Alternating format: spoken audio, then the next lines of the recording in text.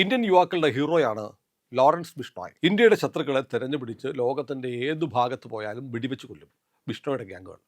അത് ഇന്ത്യക്കകത്താവട്ടെ, അമേരിക്കയിലാവട്ടെ, കാനഡയിലാവട്ടെ, എവിടെയാണെങ്കിലും ബിഷ്ണോയ് പറയുന്നു, ഞാൻ ദേശീയവാദിയാണ്, ഇന്ത്യക്കും ഭാരതീയ സംസ്കാരത്തിനും എതിരെ നിൽക്കുന്ന ആളുകളെ ഞാൻ കൊല്ലും എന്ന് പരസ്യമായി പ്രഖ്യാപിച്ചിട്ടുള്ള ലോറൻസ് ബിഷ്ണോയ് ഗ്യാങ് ഇപ്പോൾ വലിയ ഭീഷണി നേരിടുകയാണ്. America FBI federal bureau of investigation Lawrence Bishnoi സംഘത്തെ പൂട്ടാനുള്ള നടപടികൾ ആരംഭിച്ചിരിക്കുന്നു. ബിഷ്ണോയ് ഗാങ്ങിന്റെ പ്രവർത്തനം അമേരിക്കയിൽ അവസാനിപ്പിക്കാൻ വേണ്ടി ഓപ്പറേഷൻ ഹാർഡ് ബോൾ എന്ന പേരിൽ ഒരു പദ്ധതി തന്നെ ആരംഭിച്ചിരിക്കുകയാണ് അമേരിക്ക.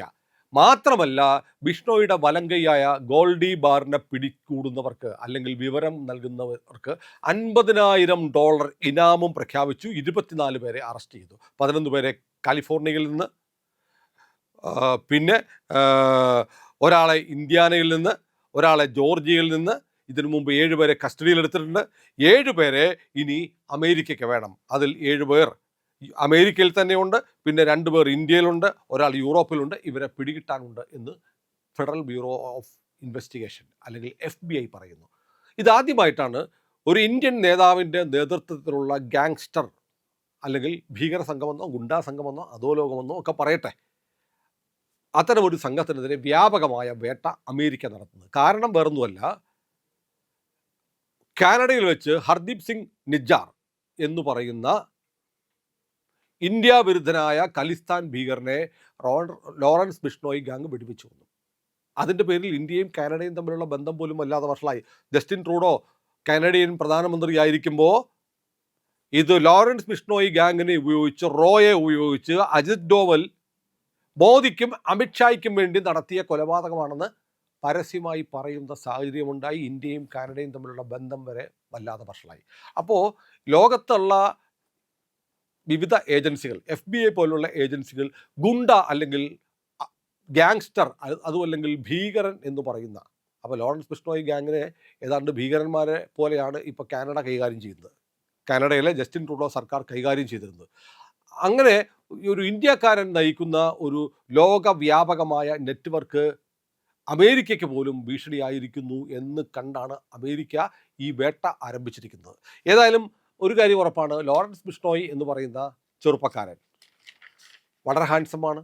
1993 ഫെബ്രുവരി 12 പഞ്ചാബിലെ ഫസിൽക്ക ജില്ലയിലെ മുത്തരവാലി ഗ്രാമത്തിൽ ജനിച്ച ചെറുപ്പക്കാരനാണ് ലോറൻസ് ബിഷ്ണോയ്. ലോറൻസ് ബിഷ്ണോയ് അദ്ദേഹത്തിൻ്റെ വിദ്യാഭ്യാസ കാലത്ത് തന്നെ സതീന്ദർജിത്ത് സിംഗ് എന്ന് പറയുന്ന ഒരു കൂട്ടുകാരനുണ്ടാവുന്നു.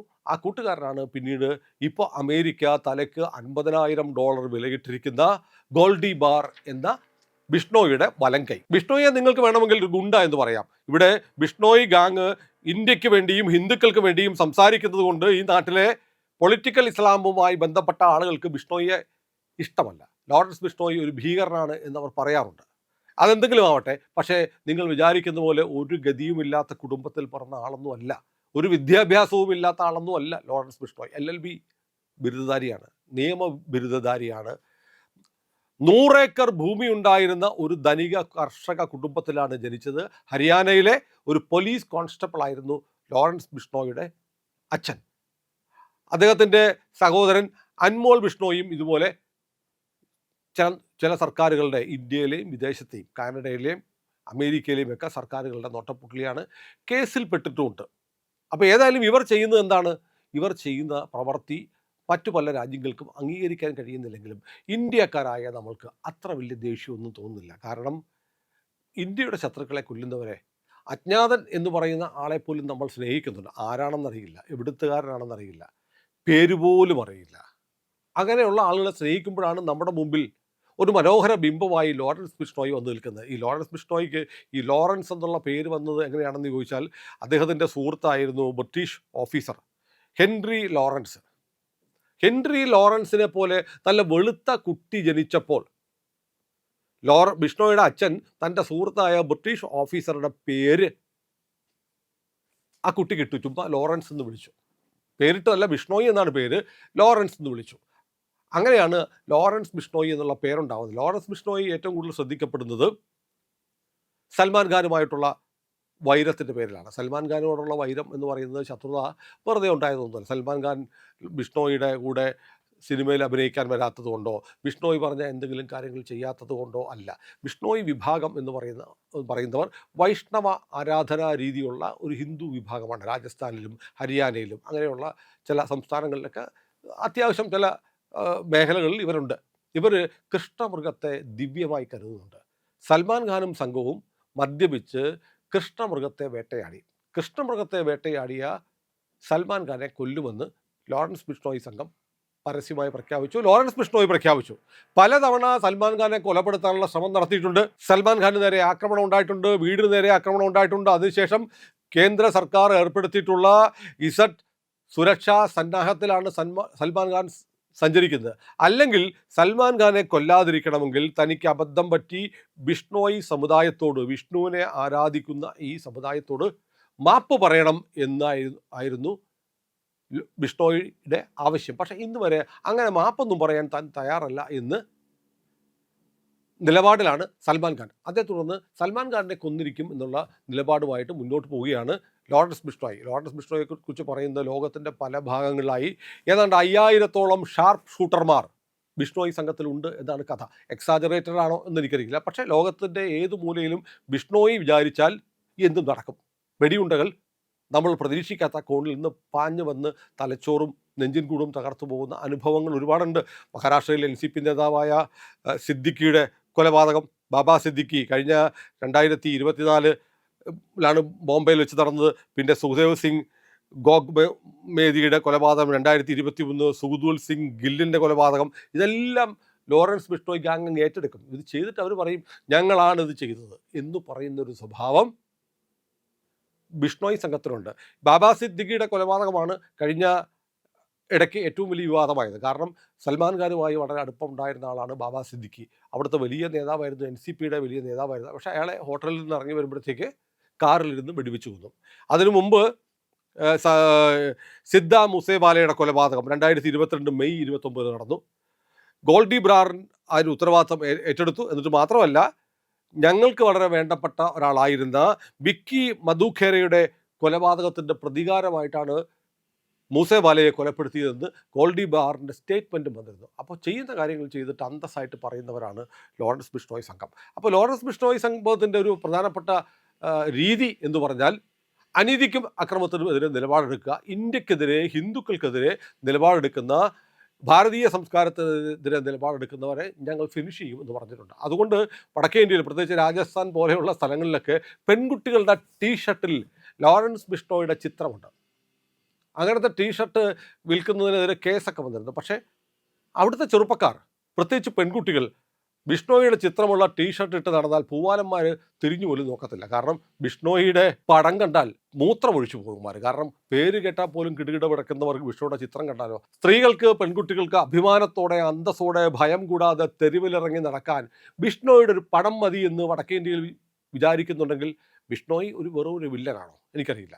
ഏതായാലും അഹമ്മദാബാദിലെ സബർമതി ഹൈ സെക്യൂരിറ്റി ജയിലിലാണ് ലോറൻസ് ബിഷ്ണോയിയെ പാർപ്പിച്ചിരിക്കുന്നത്. അപ്പോൾ ഇന്ത്യയിൽ നിന്ന് ഈ രണ്ടുപേരെ കിട്ടാനുണ്ട് എന്ന് ഇപ്പോൾ അമേരിക്ക പറയുന്നു, FBI പറയുന്നു.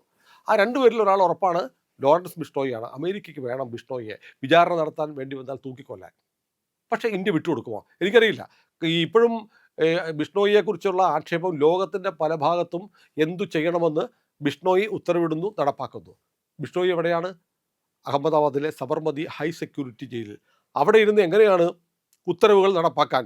ടെലഫോണോ മറ്റ് ഇൻ്റർനെറ്റോ സംവിധാനങ്ങളൊക്കെ ഒരു ജയിൽ പുള്ളിക്ക് കിട്ടുമോ? ബിഷ്ണോയ്ക്കെതിരെ 30-ലേറെ കേസുകളുണ്ട്. 19 എണ്ണത്തിൻ്റെ വിചാരണ നടക്കുന്നുണ്ട്. 4 ചെറിയ കേസുകളിൽ മാത്രമാണ് ബിഷ്ണോയ് ശിക്ഷിക്കപ്പെട്ടിട്ടുള്ളത്. ഇത് പറയുമ്പോൾ ഞാൻ പെട്ടെന്ന് ഓർക്കുന്നത് വികാസ് യാദവ് എന്ന് പറയുന്ന ചെറുപ്പക്കാരനെ കുറിച്ചാണ്. അമേരിക്ക റോയുടെ ഏജൻ്റാണ് എന്ന് പറഞ്ഞ് ലുക്കൗട്ട് നോട്ടീസ് ഇറക്കിയ ആളാണ്. ഒന്ന് ആലോചിച്ച് നോക്കൂ.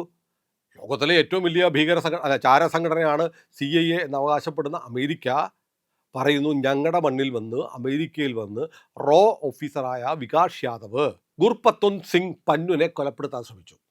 പന്നുൻ കൊലപാതക ശ്രമക്കേസിൽ ഇന്ത്യയുടെ റോ ഓഫീസർ അമാനത്ത് എന്ന പേരിൽ അമേരിക്കയിൽ ചില ഓപ്പറേഷൻ നടത്തി നിഖിൽ ഗുപ്ത എന്നൊരാൾ വഴി പണം കൊടുത്ത് വാടക കൊലയാളികളെ സംഘടിപ്പിച്ച് പന്നുവിനെ കൊലപ്പെടുത്താൻ, ഖാലിസ്ഥാൻ ഭീകരനാണ് പന്വൻ, കൊലപ്പെടുത്താൻ ശ്രമിച്ചു, അമേരിക്കൻ പൗരനാണ് എന്ന് പറഞ്ഞ് FBI കേസെടുത്തു. FBI കേസെടുത്തു. ഇയാളുടെ ചിത്രം CRPF കമാൻഡോ ആണ് ഈ വികാസ് യാദവ് എന്ന് പറയുന്നു. CRPF കമാൻഡോ ആണ്. അയാൾ ഡെപ്യൂട്ടേഷനിൽ റോയിലേക്ക് വന്നതാണ്. അതുകൊണ്ട് ഇയാളെ ആവശ്യമുണ്ട് എന്ന് പറഞ്ഞ് ലുക്കൗട്ട് നോട്ടീസ് പുറപ്പെടുവിക്കുകയും റോ ഏജന്റ് എന്ന് പറഞ്ഞ് വികാസ് യാദവിൻ്റെ ചിത്രവും വെച്ച് ലുക്കൗട്ട് നോട്ടീസ് ഇറക്കി ഇന്ത്യയോട് ആവശ്യപ്പെട്ടു. ഇന്ത്യ പറഞ്ഞു സംഭവമൊക്കെ ശരിയാണ്, അയാൾ ഇവിടെ ഉണ്ട്, പക്ഷേ അയാൾ ജയിലിലാണ്. ജയിലിൽ നിന്നെന്ന് പറഞ്ഞാൽ ഇയാൾ ഒരാളെ പിടിച്ചുകൊണ്ട് പോയി അയാളുടെ മാല പൊട്ടിച്ച കേസിൽ പ്രതിയാണ്, ജയിലിൽ കഴിയുകയാണ്. ആ കേസ് തീരാതെ വിടാൻ പറ്റില്ല. അതങ്ങനെയാണ് ഒരു രാജ്യത്ത്. ഇപ്പോൾ അമേരിക്കയിലുള്ള ഒരാൾ നമുക്ക് ഇന്ത്യക്ക് ആവശ്യമുള്ള പ്രതിയാണ്.